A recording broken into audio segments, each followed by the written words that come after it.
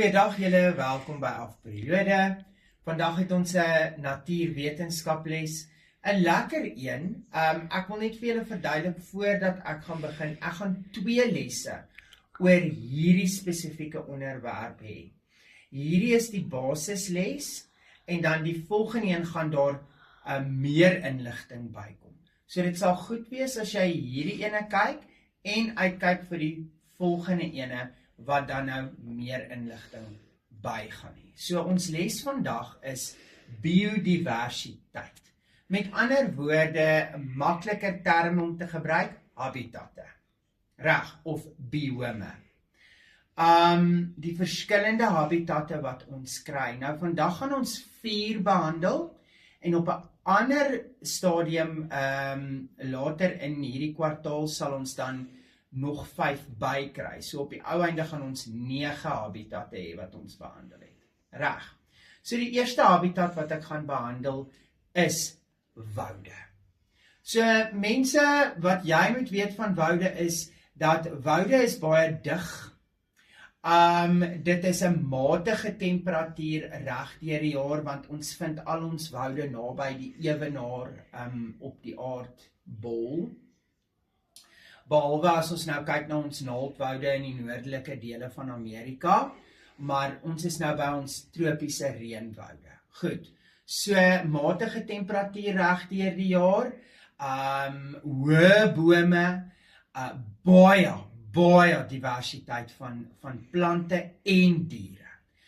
Is ons habitat waar ons die meeste verskillende spesies van diere en insekte en voëls kry in een gebied. Reënwoude gee ook vir ons die meeste suurstof op aarde. Reg.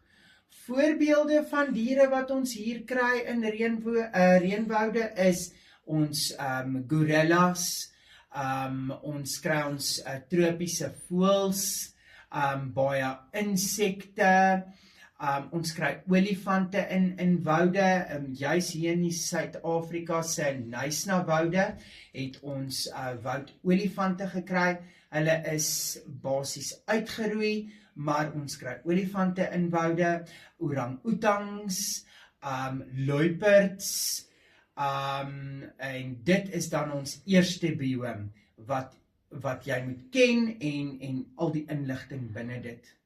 Ons tweede een waarna ons kyk is grasvelde. Nou die grasvelde hier in Suid-Afrika is wat ons almal maar ken, groot uitgestrekte grasvelde met bome wat jy hier en daar vind. Ons kry diere daar soos ons leeu's wat goed gekamoufleer is in die gras om te kan jag.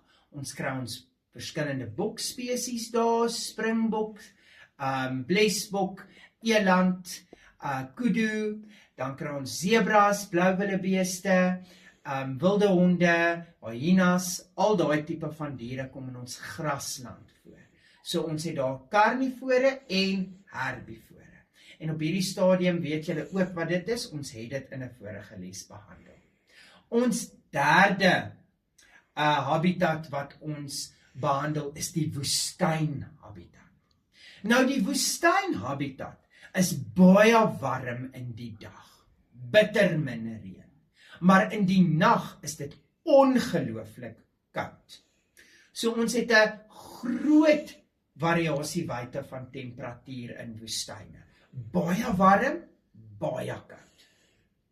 Goed, sandarea, ons kry diere daar soos slangspesies, spesifiek slange, soos Kaapse kobra, ons kry meerkatte daar, ons kry die woestynleeu's daar, bokke soos gemsbokke, diere wat nogal nie nodig het om water te drink, elke nou en dan nie. Kamele wat hulle water stoor, en hierdie diere kruip ook weg in die dag.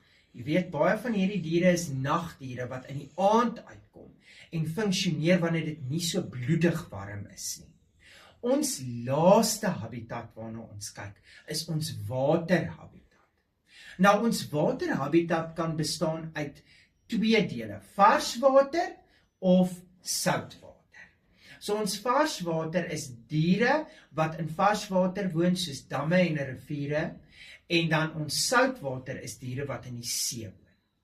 In die see kry ons ook verskillende temperature van strome. Ons kry warm strome en ons kry koue strome. Reg. En daar bly ook weer verskillende spesies.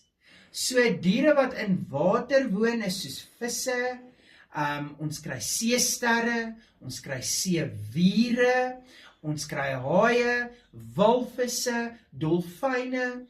So ons kry ook soogdiere in water. Goed, en dan natuurlik ons visse.